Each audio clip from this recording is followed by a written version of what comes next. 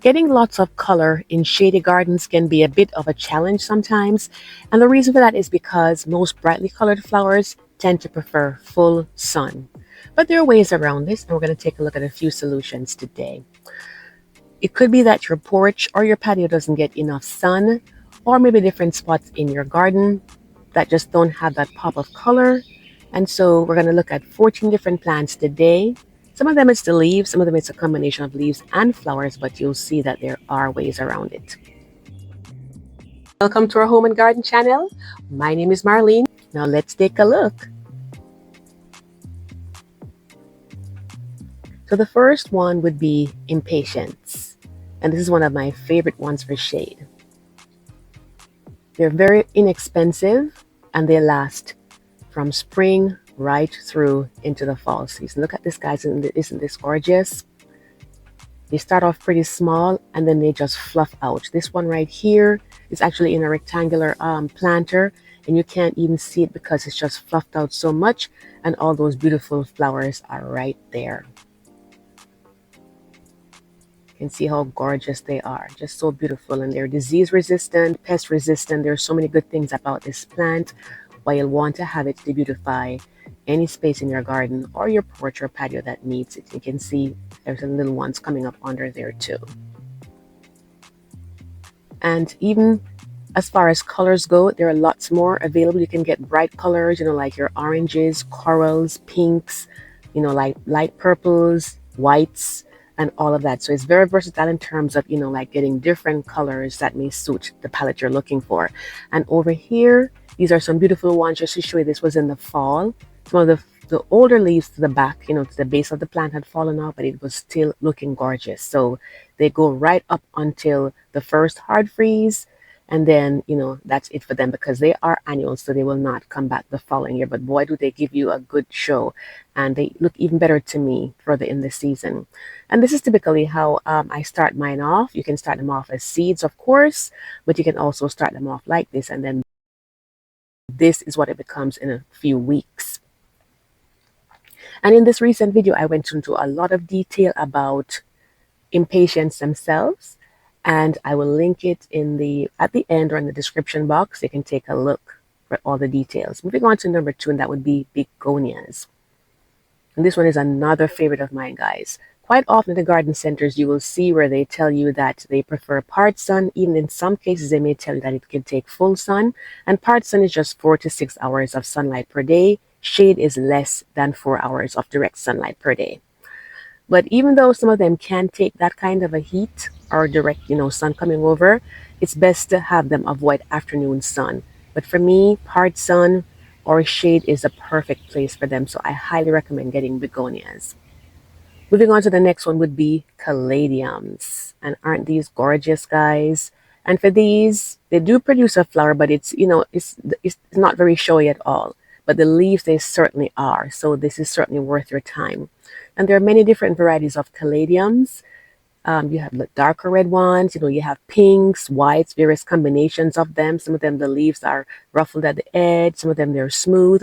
But what I found is the ones that have the lighter colors, like these over here, those ones are the ones that tend to be less tolerant of a lot of direct sun. It burns them. So, it's good to bear that in mind.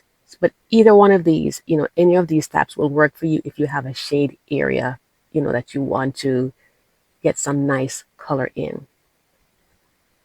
Moving on next to number 4, and that would be creeping Jenny. You can see that this one, as the name says, it creeps. I've never grown mine though, to creep like on the flower bed. I've always had them in containers and they cascade over the side so beautifully. So I love them. And they will come back in some areas like growing zones 8 and so on. And just to show you right here, this was one of my favorite container gardens that I did, where I put caladiums in there. When I put begonias below the caladiums, and then we have, the creeping Jenny flowing down. So you have the thriller, which is the caladiums. You have the filler, which was the begonia. And then you have the creeping Jenny, which was the spiller. So it was just a perfect combination. So it's good to put, plants with similar needs for lighting. That way they can be good companions together. On to the next one, and this would be hostas, and this one has become so popular in recent years. I may have to just do a full video on hostas themselves. Let me know if that's something you would want to see as a future video. But you can see how gorgeous the flowers are, and hummingbirds absolutely love, love, love these. These are my neighbors, and sometimes I'm out in the garden and I just sit and watch hummingbirds come by. It's so wonderful to see. As you can see, tells you right there, that it prefers shade. In some cases, they can take dappled sunlight, like if a little sunlight is coming through there under trees or something, or they're not getting the afternoon sun, they can make it. But shade is the best place for these plants to be, their absolute best. You can see, you have the variated ones. So, and it's not always about the flowers, guys. Quite often it's about the leaves, especially for shaded areas where they give you like different colors, different shades of green, different patterns and so on. And you can see these have flowers over here. They're not that bright, but they're still very pretty, and it's just wonderful to watch, the wildlife coming through, like your hummingbirds and so on, enjoying them.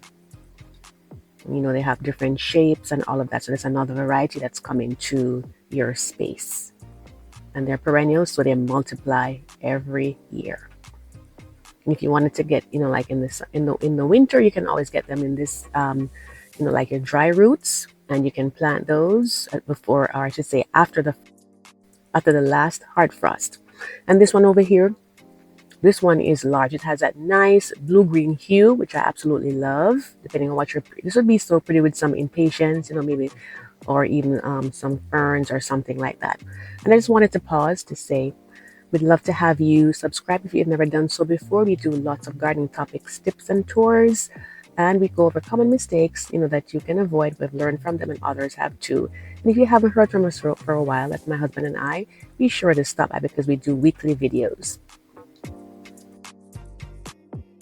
Over here, the next one would be ferns. And these are actually volunteer ferns. These are lady ferns. I wouldn't be able to say you may necessarily find these in your garden center. You can get these online quite often. I'll check to see if I can link one below for you.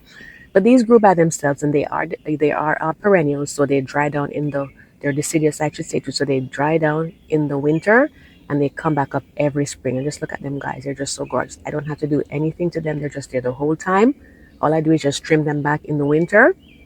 Spring comes around, and there they go again. And of course, you'll see this one here. This is a Boston fern, and sometimes these can take a fair amount of sun too. I did a recent porch makeover video where I did put 2 on the porch because there's a lot of shade back at that part, and they're perfectly happy over there. They're doing so well. And what I'll do is I'll link my playlist at the end that goes over porch refreshes. So you can take a look to see how we did that and just get some ideas.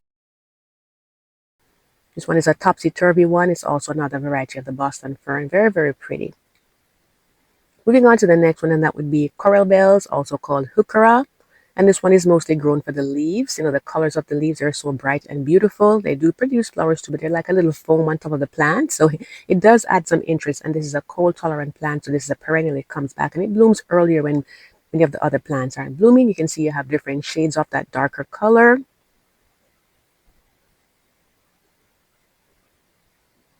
You also have some lime green ones too. I didn't see any here, or I haven't had any nearby. You have the regular green ones, like the ones you're seeing there, and these kind of look almost like a kind of a pale version. It has 2 colors, like the top is a pale color, and then underneath we have a much darker color. So, it just adds a lot of interest, and you can mix and match them together since, they would have similar lighting needs, and this is a dark colored one right here. Moving on to number 8, and that would be hellebores or Lenten rose. And they're called Lenten rose because they're typically blooming during the season of Lent, which is typically somewhere in March or April, depending on where you are, your growing zone. But they're just absolutely gorgeous. I'm in growing zone 8, by the way, and all of these I'm showing you here, they do perfectly fine in my area. You can see how they're looking there. I just love that color. And this one right here, it starts off with a kind of like a cream color, and then becomes kind of like a chocolate color. And it's a little bit shorter than the one you saw just now, but they're different varieties. And you can see this has spread a lot. So you can divide them, and you can have many for many, many years. This one is the one that comes out at Christmas time. You can see they were selling them as like little gifts or little things to put on your desk or something like that. They start off white, and then they get green in color as they get older. So I think it's a really nice addition. This one over here, this is Columbine. This is also another one here that loves shade. And you have different colors. This is a purple one, but you have like pinks and, different shades. And, it comes back year after year and they will reseed as well too. And hummingbirds love them. Moving on to the next one, and that would be brunnera or brunnera.